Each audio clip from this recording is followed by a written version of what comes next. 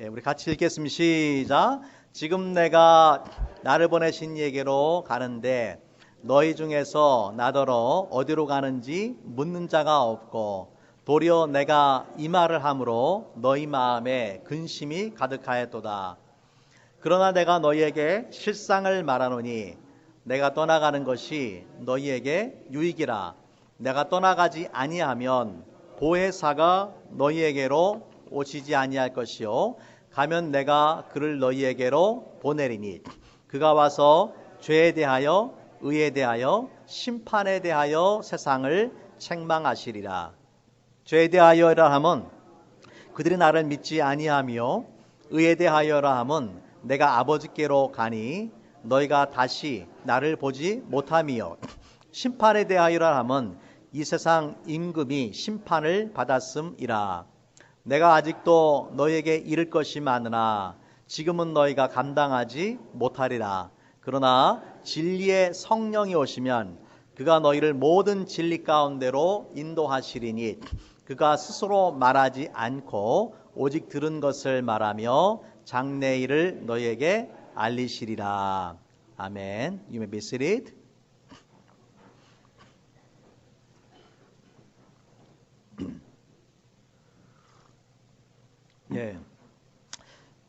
그리스도인의 삶의 전부 시작부터 끝까지 우리는 성령의 도우심이 없이는 이루어질 수가 없습니다. 우리가 예수님을 알고 담고 전하는 것, 우리가 예수님을 믿는 그 구원과 또 예수님을 닮아가는 성화, 그리고 예수님을 전하는 그 사명을 감당하는 것이 오직 성령의 능력으로만 가능합니다. 성령의 역할이 우리 그리스도인의 삶에 얼마나 중요한지를 가장 잘 보여주시는 것이 뭐냐면은 예수님의 삶을 보면 돼요. 예수님의 삶을 보면은요, 성령님과 예수님을 따로 우리가 뗄 수가 없어요. 예수님이 태어날 때 어떻게 태어나셨어요? 성령으로 잉태하셨어요. 성령으로. 마리아의 몸을 빌어서 나오셨지만은 성령으로 잉태하셨다. 그리고 예수님께서 이제 공생애를 시작할 때에 공생애를 시작하기 전에 침례를 받으시는데 그때 어떤 일이 벌어집니까? 성령이 비둘기같이 임하셨단 말이에요. 그리고 성령이 비둘기같이 임하신 다음에 광야에 가서 40일 동안 성령에게 이끌려서 광야에 가서 40일 동안 금식하시고 마귀에게 시험을 받으시죠. 그 성령의 능력으로 그 시험을 이기시는 거예요. 그 다음부터 이제 예수님께서 사명을 감당하시는데 특별히 세 가지 사명이 있습니다. 가르치고 전파하고 또 고치시는 사역을 합니다. Teaching, preaching, healing. 이런 사역을 하시면서 성령의 능력으로 그 모든 것들을 감당하시는 것을 우리가 볼 수가 있습니다. 자, 그래서 예수님의 그 사역도 예수님의 삶도 성령을 떠나서는 우리가 생각할 수가 없는데 성경에 보면은 예수님의 삶과 성령이 어떻게 얼마나 밀접하게 연관되어 있는지를 잘 보여주는 말씀들이 있어요. 몇 군데 같이 말씀을 한번 보면은요. 요한복음 3장 3, 4절의 말씀해 보니까 하나님이 보내신 이는 하나님의 말씀을 하나니 하나님이 보내시는 이가 누구겠어요? 예수님을 말씀하시는 거죠. 하나님의 말씀을 하나니 이는 하나님이 성령을 한량없이 주심이라. 예수님 앞에 예수님께 성령을 한량없이 주셨다. Without limit, 리밋이 없이 주셨다. 그래서 예수님께서 하나님의 아들로서 이 땅에서 그 사명을 감당할 수가 있었다라는 것입니다. 자, 누가복음 4장 18절에 보면은 예수님께서 첫 번째 주셨던 메시지예요. 이 땅에서 첫 번째 주셨던 메시지인데 거기 보니까 이사야 말씀을 인용하시면서 주의 성령이 내게 임하셨으니 이는 가난한 자에게 복음을 전하게 하시고 내게 기름을 부으시고 나를 보내서 포로된 자에게 자유를 눈먼 자에게 다시 보게 함을 전파하며 눌린 자를 자유롭게 하고 이 모든 사역들 예수님의 이런 사역들을 하시는데 이 모든 사역에 있어서 그 시작이 어떻게 된다고요? 주의 성령이 내게 임하셨기 때문이다. 그러니까 예수님의 사역과 성령은 뗄 수가 없습니다. 사도행전 10장에도 10장 38절에도 하나님이 나사렛 예수에게 성령과 능력을 어떻게 하셨어요? 기름 붓듯 하셨음에. 예수님께 성령과 능력을 기름 붓듯 하셨다. 그가 두루다니시며 선한 일을 행하시고 마귀에게 눌린 모든 사람을 고치셨으니 이는 하나님이 함께 하셨습니다. 그래서 예수님의 삶과 성령님을 뗄 수가 없어요. 성령의 능력으로 예수님께서 이 땅에 사시는 동안에 그 주신 사명을 감당할 수가 있었던 것입니다. 그렇기 때문에 여러분, 우리도 그리스도인의 삶에 필요한 것이 성령의 능력이죠. 예수님께서 부활하시면서도 제자들한테 부활하시고 승천하시기 전에 예루살렘을 떠나지 말아라. 약속하신 성령을 받을 때까지 떠나지 말아라. 그렇게 말씀을 하셨습니다. 우리가 신앙생활을 잘할 수 있는 것은 뭐 세상적으로 많이 배우고 똑똑하다든지 아니면 자기 의지가 강하다든지 그래서 신앙생활을 잘할 수 있는 것이 결코 아닙니다.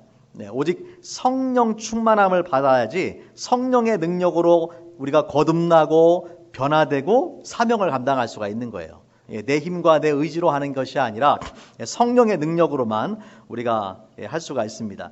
그래서 이 성령님의 역할이 이처럼 너무나도 중요하기 때문에 예수님께서 이제 십자가 지시기 바로 직전에 오늘 말씀 이 다락방 강화에서 성령에 관한 말씀을 많이 주시고 계신 것입니다. 오늘 말씀에 특별히 이제 성령에 관한 말씀을 주시면서요, 내가 가는 것이 너희한테 유익이다. 그렇게 말씀하셨죠. 7절 말씀에 보면은 내가 떠나가는 것이 너희에게 유익이라. 내가 떠나가지 아니하면 보혜사가 너희에게로 오시지 아니할 것이요 가면 그를 너희에게로 보내리니라고 말씀하셨어요. 여러분, 지난 시간에 제가 요한복음 14장을 강의하면서 말씀드렸던 것처럼 이 보혜사라는 단어는 요한 사도만이 사용하는 특별한 단어입니다. 파라클레토스라는 단어인데, 이 파라클레토스라는 단어가 어떤 의미를 가냐면은 옆에서 돕는 자다. 옆에서 돕는 자다. 그런 의미를 가지고 있어요. 그래서 우리가 믿음 생활을 하면서 우리 옆에서 돕는 분이 누구예요? 성령님이시다. 그러니까 내 힘으로는 할 수 없으니까. 내 힘으로 예수님을 믿을 수도 없고, 내 힘으로 내가 예수님 닮은 모습으로 변화될 수도 없고, 내가 예수님이 주신 사명을 감당할 수도 없어요. 그래서 그 모든 일을 할 수 있도록 내 옆에서 나를 돕고 나에게 능력을 공급해 주시는 분이 누구예요? 성령님이시다. 그렇기 때문에 성령이 없으면 안 됩니다. 그래서 예수님이 오늘 말씀에서 내가 떠나가는 것이 너희한테 유익이다 말씀하셨어요. 왜냐하면은 예수님께서 제자들과 함께 있을 때는 물론 예수님께서 그런 능력들을 행하셨죠. 하지만은 예수님이 육신을 입고 왔기 때문에 시간과 공간에 제한을 받는 거예요. 그런데 성령은 영이시기 때문에 시간과 공간에 제한을 받지 않고 언제든지 제자들과 함께 하시기 때문에 그것이 유익이다라고 그렇게 말씀을 하십니다. 자, 특별히 오늘 본문의 그 8절부터 11절 말씀에 보면은요. 아까 제가 말씀했던 이제 그 성령을 통한 세 가지 능력, 세 가지 역사, 구원과 변화와 사명이 있는데 그 중에서도 인간의 구원이 어떻게 이루어지는가에 대해서 오늘 말씀이 이제 자세하게 가르쳐주고 있습니다. 인간의 구원이 성령의 능력에 의해서 어떻게 이루어지는가, 성령께서 인간의 구원을 어떻게 도와주시는가에 대해서 말씀을 합니다. 여러분, 우리가 어떻게 전도를 할 수가 있습니까?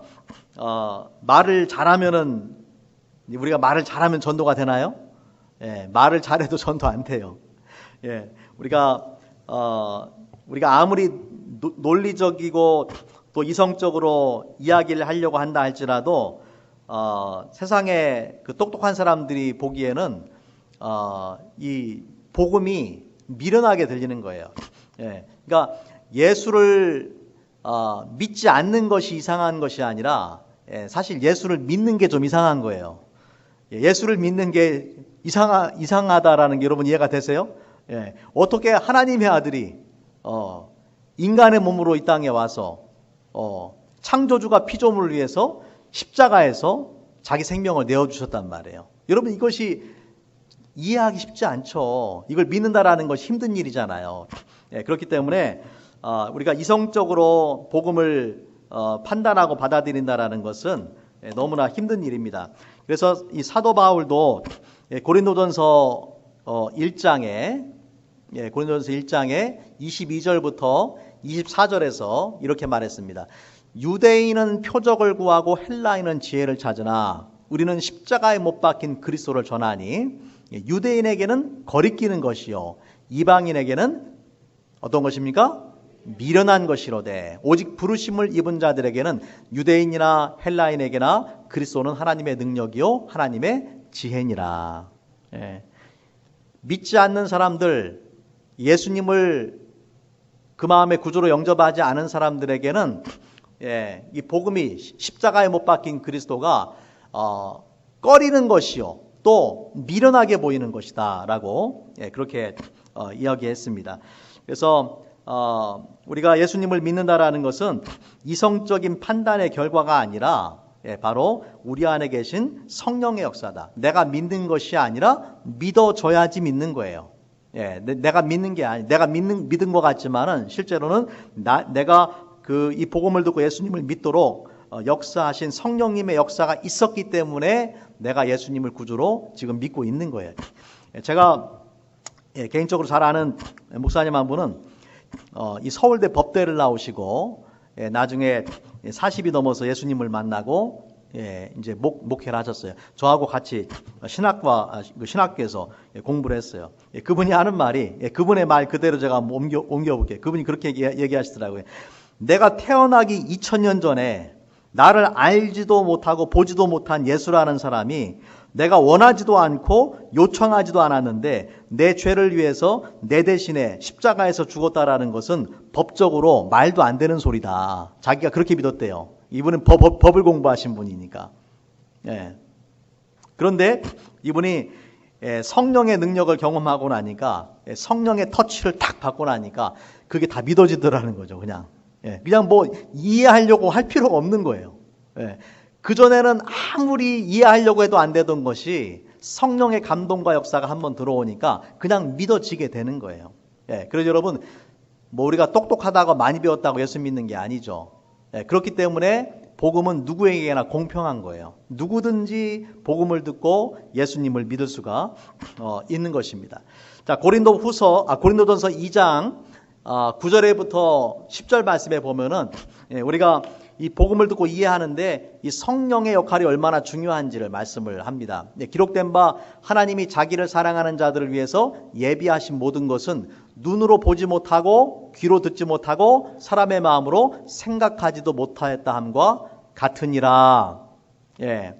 하나님이 자기를 위해서 자기를 사랑하는 자들을 예비하신 모든 것, 그 대표적인 것이 뭐냐면은 예수를 믿음으로 말미암아 구원받는다는 복음의 메시지거든요. 이게 시작이거든요. 그런데 그것을 사람들이 봐도 모르고 들어도 듣지도 못하고 마음으로도 깨닫지를 못한다라는 거예요. 그럼 어떻게 우리가 그 복음을 듣고 예수님을 믿을 수가 있느냐? 10절 말씀에 같이 한번 읽겠습니다. 시작. 오직 하나님이 성령으로 이것을 우리에게 보이셨으니 성령은 모든 것, 곧 하나님의 깊은 것까지도 통달하시느니라. 그 모든 것을 우리가 이성적인 판단으로 알게 되는 게 아니라 성령의 역사하심이 있어야 보게 되고 듣게 되고 마음으로 깨달아 알게 된다는 것입니다. 여러분이 지금 예수님을 믿는 것은 그렇기 때문에 누구의 역사예요? 성령이 역사하셨기 때문에 여러분이 복음을 듣고 이해하고 그리고 마음으로 깨달아 알아서 예수님을 영접할 수가 있었다라는 거예요. 고린도전서 2장 12절 말씀. 우리가 세상의 영을 받지 않고 오직 하나님으로부터 온 영을 받았으니 이는 우리로 하여금 하나님께서 우리에게 은혜로 주신 것들을 알게 하려 하심이라. 우리가 어떻게 하나님의 은혜로 주신 걸 어떻게 아느냐? 세상의 영으로는 몰라요. 오직 하나님의 영으로만 알 수 있어요. 성령을 통해서만 우리가 예수님을 알 수가 있어요. 성령을 통해서만 하나님께서 우리의 삶을 위해서 예비하신 것들을 모두 알 수가 있다라는 것입니다. 자, 오늘 본문으로 돌아가서 성령의 우리 구원을 위한 성령의 세 가지 역사에 대해서 말씀을 하는데요. 자, 8절부터 한번 볼게요. 보면은 그가 와서 죄에 대하여 의에 대하여 심판에 대하여 세상을 책망하시리라. 지금 세 가지를 책망한다라고 했습니다. 무엇입니까? 죄에 대해서, 의에 대해서, 심판에 대해서 책망하신다. 여러분, 여기서 이 책망이라는 단어는요, 영어 성경에는 reprove, convict 이런 단어로 종종 번역이 되는데, 이 말의 원래 의미는 뭐냐면은 원래는 법적 용어예요. 법정에서 유죄를 입증한다. 그런 의미를 가지고 있어요. 유죄다. 그래서 잘못됐다라는 것을 입증한다. 거부할 수 없는 그런 증거를 통해서 유죄라는 것을 입증시켜주고 확증해준다. 그런 역할을 성령께서 하신다라는 것입니다. 자, 그래서 이제 제가 이 세 가지에 대해서 성령께서 어떻게 우리에게 책망을 하시는지 같이 한번 말씀을 보기 원합니다. 첫 번째는 죄에 대한 것이죠. 오늘 말씀에 9절 말씀에 보니까 같이 한번 읽겠습니다. 시작. 죄에 대하여라 함은 그들이 나를 믿지 아니하며. 첫 번째 성령께서 하시는 일이 뭐냐면은 우리가 죄인이라는 것을 알게 하시고 책망하신다라는 거예요. 여러분, 문제 해결을 위한 첫 번째 단계가 뭡니까? 문제 해결을 위한 첫 번째 단계는 문제가 뭔지를 파악하는 거죠. 암에 걸린 사람이 암 치료를 받으려면은 첫 번째 뭐를 해야 돼요? 자기가 암 환자라는 걸 인정해야 되잖아요. 그죠? 마찬가지로 우리가 죄의 문제를 해결하려면은 내가 죄인이라는 것을 분명히 알아야 되는 거예요. 그렇지 않으면은 그 죄의 문제가 해결될 수가 없습니다. 자, 물론 이제 모든 사람에게 양심이 있기 때문에 하나님의 형상대로 지음받은 인간이기 때문에 양심이 있어요. 그러니까 자기가 죄를 지으면 죄를 지은 줄 알아요. 죄인 줄 몰라서 죄를 짓는 사람은 없어요. 죄인 줄 알면서도 다 죄를 져요. 그리고 어느 정도는 양심의 가책을 받기도 합니다. 하지만은 성령께서 역사하셔야만 우리가 우리의 죄를 인정할 뿐만 아니라 그 죄로 인해서 괴로워하고 애통해하는 그런 심령을 갖습니다. 어떤 사람들은 자기가 죄인이라는 거를 이제 복음 전하다 보면 인정하거든요. 인정하는데 어떤 태도를 가냐면 그럼 나만 죄인이냐? 다 죄인인데 무슨 상관이 있느냐? 이런 태도를 가진 분들도 많아요. 나만 죄인이 아니다라는 거죠. 다 죄인이다. 그래서 우리가 전과자들 이런 분들 보면은 어떤 죄를 범하고 형무소 갔다 오잖아요. 자기가 그 죄인이라는 걸 부인할 수가 없어요. 자기도 알고 세상도 알고 다 알아요. 그런데 형을 마치고 오면은 어떡합니까? 똑같은 죄를 반복할 때가 많아요. 그러니까 자기 죄에 대한 애통해하는 마음, 괴로워하는 마음, 그 죄를 회개하는 마음이 없다 보니까 다시 형을 마치고 오면은 같은 죄를 반복하게 되는 것입니다. 성령의 역사가 있어야만 인간은 자신의 죄 때문에 괴로워하고 또 회개하는 마음으로 하나님 앞에 나오게 되는 거예요. 어찌할꼬 하는 그런 심령을 가지고 하나님 앞에 나오게 되는 것입니다. 자, 그래서 오늘 말씀에 죄에 대하여 하라 함은 그들이 나를 믿지 아니하미오라고 말씀을 하는데, 여러분 여기서 죄라는 단어는요, 하마르티아스라는 단어인데, 여기서 이 하마르티아스라는 단어는 본래 이 관역을 빗나간다, 그런 의미를 가지고 있어요. 하나님이 정하신 기준을 어긴다, 잘못된 길로 간다, 그런 의미를 갖습니다. 근데 여기서 이 하마르티아스라는 단어가 복수가 아니라 단수예요. 여러분, sins가 아니라 sin, S-I-N이에요. 이것이 왜 중요하냐면은 우리가 sins라고 할 때는 여러 가지 많은 그 죄들을 말합니다. 예를 들면은 시기, 질투, 거짓말, 음행, 간음, 도둑, 또 사기, 강도, 살인, 이건 다 sins예요. 그런데 sin, 단수로 sin이라고 할 때는 이것은 본질적인 죄를 말하는 것입니다. 인간의 본질적인 죄. 여러분, 인간의 본질적인 죄가 뭘까요? 인간의 죄의 근원. 죄의 근원이 뭐냐 보면은 그것은 하나님에 대한 불신이에요. 불신. 하나님을 믿지 않는 게 죄의 근원이에요. 우리가 잘 아는 것처럼 아담과 하와가 에덴 동산에서 첫 번째 죄를 범하잖아요. 그 죄가 무엇입니까? 선악과를 따먹었다. 하나님이 먹지 말라고 말씀하신 선악과를 먹었단 말이에요. 그 선악과를 먹은 것은 불순종이에요. 불순종의 죄를 범했어요. 그런데 불순종의 죄를 범하기 전에, 행위의 죄를 범하기 전에 어떤 죄를 범했냐면은 마음으로 하나님을 믿지 않는 불신의 죄를 범했어요. 하나님을 믿지 않고 대신 누구를 믿었습니까? 뱀을 믿었단 말이에요. 하나님은 이걸 먹으면 너는 반드시 죽는다. 먹지 말아라. 뱀은 뭐라고 말합니까? 이것을 먹으면은 죽지 않는다. 오히려 너의 눈이 밝아져서 하나님과 같은 존재가 된다. 라고 했단 말이에요. 이때 잘 판단을 해요. 누구를 믿을 건가를 판단해야 되잖아요. 그런데 하와가 하나님의 말씀을 믿는 게 아니라 뱀의 말을 믿었어요. 하나님을 불신했어요. 여러분, 이게 죄의 시작이에요. 인간의 죄의 시작은 하나님을 믿지 않는 것이 죄예요. 여기에서 불신해서 불순종이 나오는 거예요. 자, 그렇기 때문에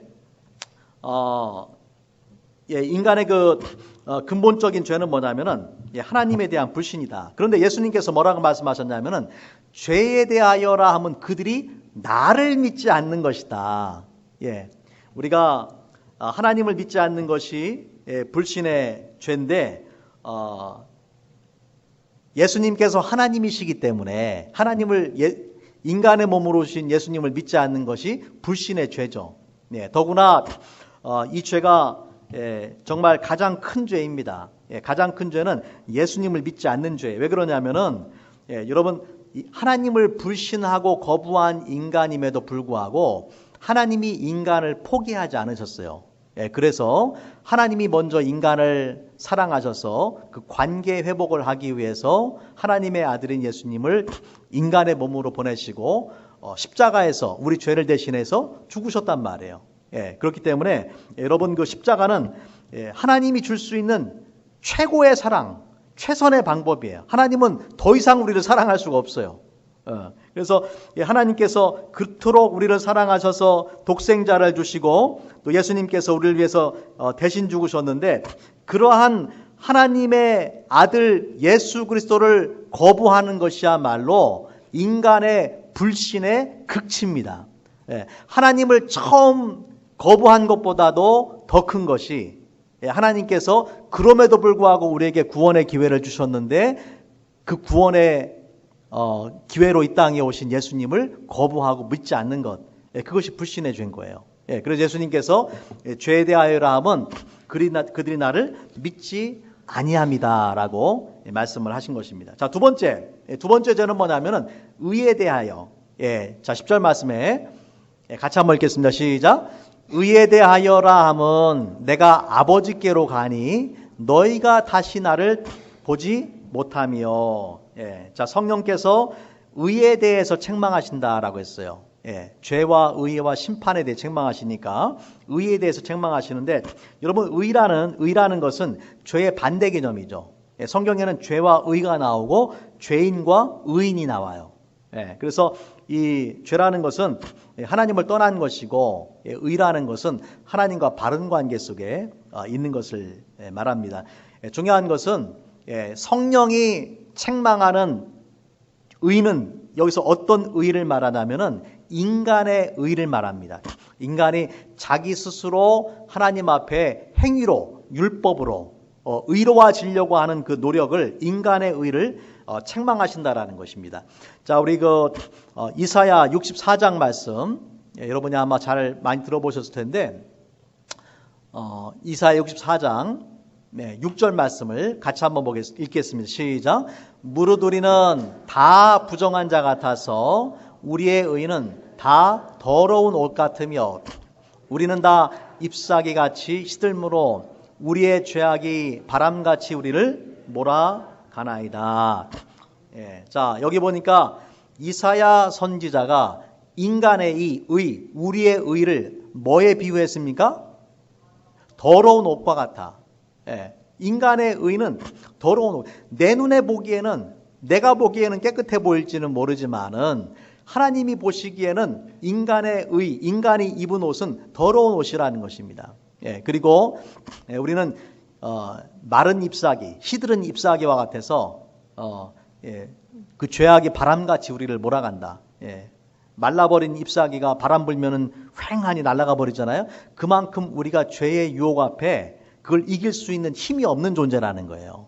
예, 우리는 너무나 죄를 정말 지을 수밖에 없는 그런 존재입니다. 예, 그래서 우리가 아무리 깨끗한 옷을 입었다라고 생각해도 하나님이 보시기에는 온갖 죄로 물든 옷을 입고 있기 때문에 그러한 모습으로 당당하게 하나님 앞에 나갈 수가 없어요. 그런데 오늘 말씀해 보니까 예수님께서는 하나님 아버지 앞에 나가십니다. 오늘 말씀에 10절에서 그렇게 말씀을 하고 있죠. 그래서 여러분 유대인들은 말씀의 그 10절 다시 한번 볼게요. 10절 말씀에서 내가 아버지께로 가니 너희가 다시 나를 보지 못하며, 인간의 의는 책망받는 의예요. 그런데 예수님께서는 아버지께로 다시 가신다. 너희가 나를 보지 못한다. 그러니까 인간은 자신의 의로 하나님 앞에 갈 수가 있어요, 없어요? 없죠. 인간의 의는 더러운 옷과 같으니까. 그런데 예수님은 아버지께로 가신단 말이에요. 그 말씀은 뭐냐면은 예수님은 죄가 없으신 분이고 의로운 분이시기 때문에 가능합니다. 여러분 이것을 우리가 이제 유대인들이 예수님을 죄인으로 여겨서 로마 군인들한테 예수님을 넘기고 그 당시에 가장 그 흉악한 범죄자들이 그 사형 집행하는 이 십자가형을 받으시고 죽으시잖아요. 만약 예수님께서 십자가에서 죽으시는 것으로 끝난다라면은 어떻게 되겠습니까? 예수님의 죽음은 평범한 한 인간의 죽음에 불과합니다. 정말 자신의 죄에 의해서 죽은 평범한 한 인간에 불과해요. 그런데 예수님이 죽음에 머물러 있지 않고 부활하시고 승천하셔서 하나님 아버지께로 갔단 말이에요. 그것은 뭐냐면은 예수님이 죄가 없으신 의로우신 분이라는 것을 증명해 주게 되는 것입니다. 그래서 예수님의 그 부활과 승천으로 인해서 예수님의 의님이 증명이 되고 또 예수님의 그 십자가 죽음이 자신의 죄 때문에 돌아가신 것이 아니라 인간의 죄를 대신한 것이라는 것을 증명해 주는 그런 사건입니다. 그렇기 때문에 여러분 우리는 인간의 행위에 의한 의로는 의롭다라고 판정받을 수 있는 사람이 아무도 없습니다. 오직 예수님을 믿는 믿음에 의한 의를 통해서만 죄사함 받고 하나님 앞에 나갈 수가 있는데, 이러한 사실, 내가 내 스스로 아무리 의로워지려고 한다 할지라도, 내가 죄를 없애려고 한다 할지라도 내가 할 수 없다라는 것을 깨우쳐 주시고, 십자가에서 예수님께서 나를 대신해서 죽으시고 부활 승천하셔서 나를 의롭게 해주신다라는 것을 믿도록 역사해 주시고 만들어 주시는 분이 누구예요? 성령님이시다라는 거죠. 그걸 깨우쳐 주시는 분, 그걸 믿게 해주시는 분. 인간의 의가 아니라, 행위에 의한 의가 아니라 믿음에 의한 의로만 우리가 의롭게 될 수 있다라는 것을 깨우쳐 주시는 분이 바로 성령님이세요. 성령의 인도하심이 없으면은 우리가 인간은 자신의 죄를 깨우치도 못할 뿐만 아니라 예수 그리스도를 통한 믿음의 의를 발견을 할 수도 없습니다. 자, 이런 거를 이제 또 구약에 보면은 좀 말씀하고 있는 말씀이 있는데, 스가랴서 말씀, 스가랴. 스가랴 3장에 보면요, 하나님께서 스가랴 선지자에게 환상 가운데 보여주신 것이 있어요. 거기 보면은 그 당시 그 대제사장이 여호수아입니다. 여호수아가 더러운 옷을 입고 천사 앞에 서 있는지라, 하나님께서 스가랴의 영의 눈을 열어서 환상을 보게 하셨어요. 대제사장 여호수아가 더러운 옷을 입고 천사 앞에 서 있어요. 여호와께서 자기 앞에 선자들에게 명령하사 그 더러운 옷을 벗기라 하시고 또 여호수아에게 이르시되 내가 내 죄악을 제거하여 버렸으니 내게 아름다운 옷을 입히리라. 여러분 이 말씀을 잘 한번 이해를 해보세요. 여호수아가 아무리 대제사장이라 할지라도 율법을 가장 잘 알고 사람들을 대신해서 하나님 앞에 나가서 제사를 지내는 대제사장이지만은 여호수아 자신의 의로움 가지고는 하나님 앞에 설 수가 없다라는 거예요. 이사야 말씀처럼 여호수아의 의는 뭐와 같습니까? 더러운 옷과 같다라는 것이죠. 그런데 하나님께서 어떻게 하십니까? 그 더러운 옷을 벗기라. 내가 너의 죄악을 제거하여 버렸으니 내게 아름다운 옷을 입히리라. 여호수아 스스로가 그 자신의 죄악을 없애는 것이 아니라 하나님이 죄악을 없애주시고 더러운 옷을 벗기고 어떤 옷을 입히신다고요? 아름다운 옷을 입히신다. 여러분 저와 여러분이 마찬가지란 말이에요. 내가 아무리 노력해도 나는 죄인이 안 될 수가 없어요. 태어날 때부터 죄인이기 때문에 우리는 죄인이 아닐 수가 없어요. 그리고 내가 아무리 의로워지려고 노력한다 할지라도 여전히 우리의 의는 더러운 옷과 같습니다. 그런데 감사하게도 내가 스스로 해결할 수 없는 그 죄를 예수님께서 십자가에서 내 죄를 대신해서 죽으시고 내 죄악을 제거해 주시고 우리에게 아름다운 옷을 입히신다. 그래서 우리가 그 계시록 말씀에 보면은 우리 구원받은 하나님의 자녀들이 흰 세마포 옷을 입고 있잖아요. 깨끗한 옷을 입게 됩니다. 그것은 하나님 앞에 정결하고 의로운 모습으로 나갈 수 있게 된 것을 의미하는 것이죠. 자, 마지막으로 오늘 말씀의 그 11절 말씀에서 이렇게 이야기합니다. 심판에 대하여라 함은 이 세상 임금이 심판을 받았습니다. 우리가 겉으로 보기에는 예수님이 심판을 받으시고 십자가에서 죽으셨어요. 그죠? 그런데 십자가는 예수님의 패배가 아니라 승리입니다. 아까도 말씀드렸지만은 예수님이 부활 승리하셔서 하나님께로 가셨기 때문에 십자가는 패배가 아니라 승리입니다. 그리고 예수님께서 승리하셨기 때문에 이제는 이 세상 임금이 심판을 받았다라고 그렇게 선언하셨어요. 여러분 세상 임금이 누굽니까? 이 세상 임금은 사탄, 마귀를 의미하는 거예요. 사탄, 마귀를 의미하는 것입니다. 사탄은 인간의 그 욕심을 부추기고 우리가 하나님을 믿지 않게 불신하게 만들고 또 하나님 앞에 순종하지 못하게 불순종하게 만드는 존재가 사탄이죠. 그러니까 사람이 자기 임의대로 하는 것 같지만 실제로는 그 속에서 누가 역사해요? 악한 영이 역사를 한다라는 거예요. 그래서 불신과 불순종의 죄를 범하게 만드는 것이 누구냐면 바로 이 사탄이라는 존재다. 에베소서 2장 1절 그는 허물과 죄로 죽었던 너희를 살리셨도다. 여기서 죽었다라는 것은 영적으로 죽어 있었다라는 말이죠. 영적으로 죽었다. 허물과 죄로 죽었던 너희를 살리셨다. 그때는 예수 믿기 전입니다. 그 가운데서 행하여 이 세상 풍조를 따르고 공중의 권세 잡은 자를 따랐으니 그 공중 권세 잡은 자가 누굽니까? 곧 지금 불순종의 아들들 가운데 역사하는 영이다. 영이라. 전에는 우리도 다 그 가운데서 우리 육체의 욕심을 따라 지내며 육체와 마음에 원하는 것을 하여 다른 이들과 같이 본질상 진노의 자녀이었더니. 그래서 이 불순종의 아들들 가운데 역사하는 영이 있다라는 거예요.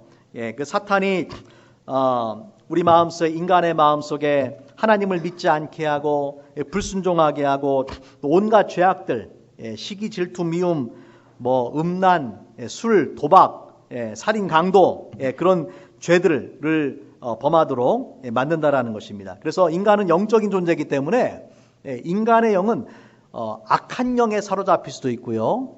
성령에 의해 사로잡힐 수도 있어요. 그러니까 사람들이 자기가 그냥 하는 것 같지만은 실제로는 그 인간의 영을 지배하고 있는 영이 있단 말이에요. 악한 영이 지배하면은 인간은 악한 길로 갈 수밖에 없는 것입니다.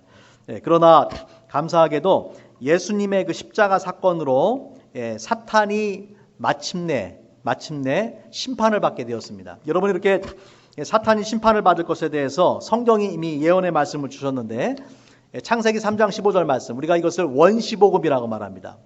오리지널 가스펠이라고 하는데, 자, 내가 너로 여자와 원수가 되게 하고, 뱀에게 주신 그 심판이죠. 내가 너로 여자와 원수가 되게 하고 내 후손도 여자의 후손과 원수가 되게 하리니 이 여자의 후손은 내 머리를 상하게 할 것이요 너는 그의 발꿈치를 상하게 할 것이니라.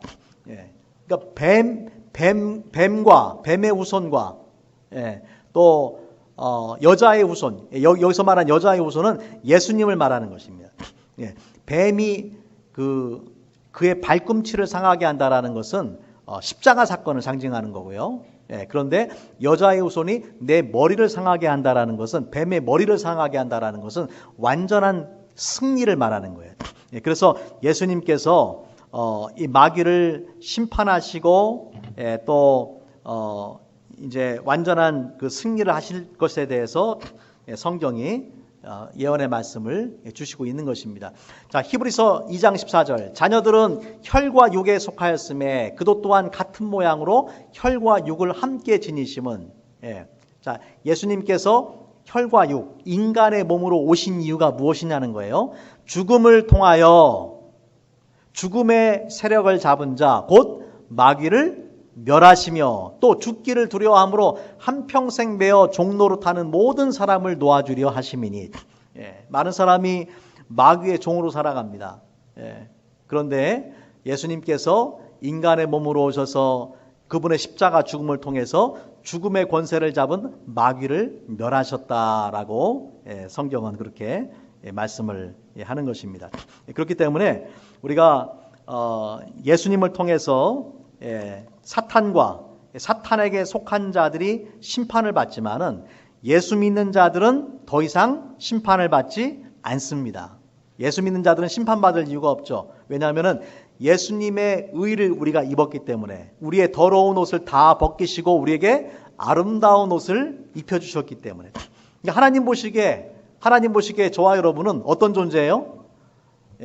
죄인이 아니라 의인이다. 그죠? 어떻게 의를 가졌습니까? 행위에 의한 의가 아니라 믿음에 의한, 예수를 믿음으로 인한 의인이 되었다라는 거예요. 그 모든 것을 우리에게 깨우쳐 주시고 믿게 해주신 분이 누구예요? 성령님이시란 말이에요. 이게 안 믿어지면 안 돼요. 이게 안 믿어지면 안 돼요. 여러분 가운데 혹시 이거 안 믿어지는 분 있으면요, 이 문제를 가지고 고민하셔야 됩니다. 이 문제를 가지고 말씀을 읽고 기도하고, 다른 거 아무것도 안 해도 돼요. 교회 나와서 예배하는 거는 그 다음 문제예요. 정말 여러분 한 사람 한 사람이 내 죄에 대해서 성령께서 주시는 그 음성을 듣고, 내가 얼마나 흉악한 죄인인지, 내가 얼마나 더러운 죄인인지, 내 죄가 얼마나 정말 더럽고 추하고 악하기에 하나님의 아들이신 예수님께서 십자가를 져야만 용서받을 수 있는 죄인지, 이거를 알아야 돼요. 이걸 깨닫게 해주시는 분이 성령님이란 말이에요. 자기 죄를 보고 애통해하는 심령을 가져야 돼요. 그리고 또 하나님이 도대체 나를 얼마나 사랑하셔서 그 독생자 예수님을 이 땅에 인간의 몸으로 보내시고 예수님께서 나를 대신해서 십자가를 지셨는지, 그래서 나를 의롭게 만들어 주셨는지, 그 은혜를 생각하면서 감사와 감동과 눈물이 나야 되는 거예요. 여러분 이러한 역사가, 이걸 경험을 하셔야 돼요. 경험하셔야 돼요. 그리고 이걸 경험하게 하시는 분이 누구예요? 성령님. 성령이 역사하지 않으면은 우리가 그걸 깨달을 수가 없어, 알 수가 없어요.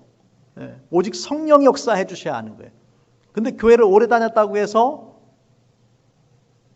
저절로 예수를 믿느냐? 아니에요. 예수를 믿는 척 할 수는 있지만은 예수님을 정말로 믿지 않는 사람들도 많아요.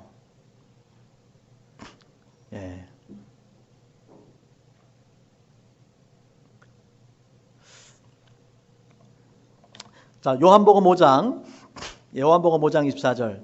내가 진실로 진실로 너에게 이르노니 내 말을 듣고 나 보내신 이를 믿는 자는 영생을 얻었고 심판에 이르지 아니하나니 사망에서 생명으로 옮겼느니라. 할렐루야.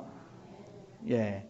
내가 받아야 되는 심판, 죄 때문에 받아야 되는 심판, 예수님께서 대신 받으셨어요. 그리고 이제는 마귀를 심판하신다고 했어요. 마귀를 심판에 대해서 책망하신다. 예. 대신에 우리는 그 심판을 받지 않고 사망에서 생명으로 옮겼다라고 말씀합니다. 여러분, 이거보다 더 소중한 일이 어디 있겠습니까? 이거보다 더 귀한 일이 어디 있습니까? 예. 이거보다 더 놀라운 소식이 어디 있습니까? 예. 예, 오늘 말씀 이제 정리하겠습니다. 요한복음 16장 13절 말씀에서 진리의 영이 오시면은 우리를 모든 진리 가운데 인도하신다라고 말씀했습니다. 진리의 영. 우리가 예수님을 믿고 따르는 것은 인간적인 생각과 판단의 결과가 아니에요. 오직 영의 역사, 성령이 우리의 영 가운데 역사해 주셔야지 내가 성령의 감화 감동 역사하심을 경험하고 그 앞에 순종해야지만 예수를 믿고 또 예수님을 따를 수가 있는 것입니다. 진리의 영이신 성령의 인도하심이 있어야만 우리가 예수님을 믿을 수 있는 거예요. 여러분 예수님을 믿었다라면 그러한 성령의 역사를 이미 경험하신 거예요. 또 우리가 전도할 때도 마찬가지예요. 성령의 역사하심이 없으면 그 누구도 복음을 듣고 예수님을 믿을 수가 없어요. 내가 말을 잘한다고 전도가 되는 것이 아니고 아주 치밀한 계획을 세운다고 전도가 되는 것도 아닙니다. 그렇기 때문에 내가 먼저 성령 충만해서 또 성령의 역사하심을 위해서 기도하면서 영혼의 구원은요 영적인 싸움이 있기 때문에 기도가 없으면 절대 안 돼요. 우리가 먼저 기도하고 성령께서 그 불신자의 영 가운데 강력하게 역사하시도록 기도해야 돼요. 그래야지 자기 죄를 깨닫고 예수님의 그 의를 깨닫고 예수님의 십자가에서 자기 죄를 위해 돌아가신 것을 깨닫고 악한 원수 마귀가 심판을 받았음을 알게 되는 것입니다. 성령의 강권적인 역사가 있어야 됩니다. 마귀는 자기에게 속한 그 영혼들을 내어주지 않으려고 합니다. 하지만은 성령의 강권적인 역사가 있으면은 그 어떤 사람이라도 구원받을 수 있어요. 여러분 아무리 악한 죄인이라도 성령의 역사하면 어떻게 됩니까? 자기 죄를 발견하고 통곡하면서 회개합니다. 두 손 높이 들고 눈물을 흘리면서 하나님 앞에 하나님을 찬양하고 구원의 찬송을 부르게 될 것입니다. 이것이 바로 성령의 역사예요. 여러분에게도 이런 경험들이 다 있으셔야 됩니다. 아멘입니까? 없으면 안 돼요. 없으면 안 돼요. 오랫동안 교회 다녀도 이거 없으면 지옥 갑니다. 이거 없으면 지옥 가요. 그래서 저는 우리 교회 성도님들이 한 분도 빠짐없이 이 성령의 역사 경험하고 여러분이 정말 구원받은 하나님의 자녀로 사시기 바랍니다. 아직 이 확신이 없는 분이 혹시라도 있다면 아직 늦지 않았어요. 여러분에게 생명, 육신의 생명이 있는 한은 늦지 않았어요. 이 문제를 위해서 진지하게, 정말 진지하게 기도하고 하나님의 말씀을 묵상하고 나가야 됩니다. 또 여러분 주변에 여러분이 사랑하는 가족들 가운데, 친구 가운데 아직 예수님을 믿지 않는 사람들이 있다면 그 영혼들을 불쌍히 여기는 마음으로 우리가 기도하고 전도해야 됩니다. 같이 한번 기도하겠습니다.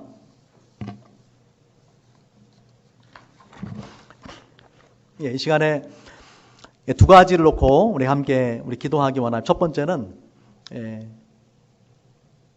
성령의 역사하심으로 나 같은 죄인 살리신 예수 그리스도의 그 십자가의 그 놀라운 은혜, 성령의 깨우쳐 주심, 그 은혜에 감사하면서 다시 한번 우리 감사, 찬송, 영광을 주님 앞에 드립니다. 또 아직도 여러분 가운데 이 확신이 없다면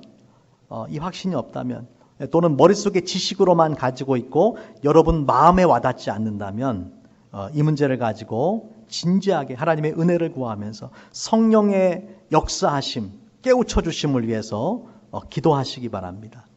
또 여러분 주변에 여러분이 사랑하는 사람들 가운데 예수 믿지 않고 지옥으로 걸어가고 있는 사람들 불쌍히 여기는 마음으로 오늘 이 말씀을 붙잡고 성령의 강권적인 역사로 저들의 영혼이 구원받기를 한번 기도하기 원합니다. 우리 같이 한번 우리 기도하겠습니다. 감사합니다.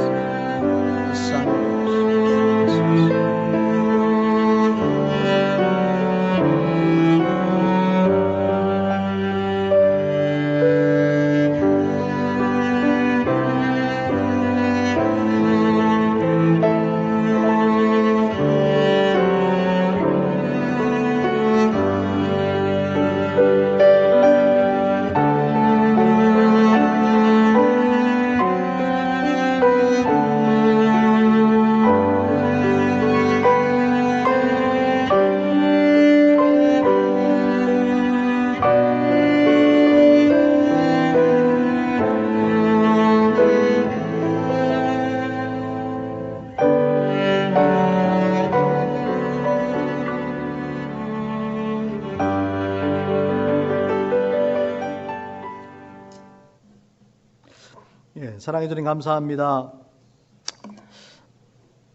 불신과 불순종의 죄로 하나님을 떠났음에도 불구하고 주님께서 여전히 우리를 사랑하셔서 예수님 이 땅에 인간의 몸으로 오시고 십자가에서 그 생명을 내어주심으로 우리의 죄를 대신하여 죽으시고 우리에게 용서와 또 하나님의 자녀가 되는 특권과 영원한 생명을 주심을 인해서 감사합니다. 성령님 우리 마음 가운데 역사하셔서 그 모든 것을 듣게 하시고 깨우쳐 알게 하시고 믿게 하셔서 감사합니다. 주님 시간 기도하는 것은 아직도 우리 마음속에 그 확신이 없는 영혼들이 있다면 하나님 이 시간 불쌍히 여겨주시고 저들의 영을 터치하여 주시옵소서. 주의 영이 터치하여 주실 때에 그 모든 것들 한순간에 발견하게 하시고 믿게 하시고 예수님을 구주로 영접할 수 있도록 함께해 주시기를 원합니다. 또 우리 주변에 아직도 주님 알지 못하는 많은 영혼들이 있습니다. 주님 우리가 그들을 불쌍히 여기는 마음을 품게 도와주시고 또 이 생명의 말씀을 증거할 수 있도록 저들의 마음 가운데 성령이 역사할 수 있도록 우리가 기도할 때에 주의 성령께서 역사하셔서 복음을 듣고 깨닫고 예수님을 구주로 영접하는 놀라운 은혜가 임하게 하여 주시옵소서. 감사드립니다. 우리 주 예수님의 이름으로 기도합니다.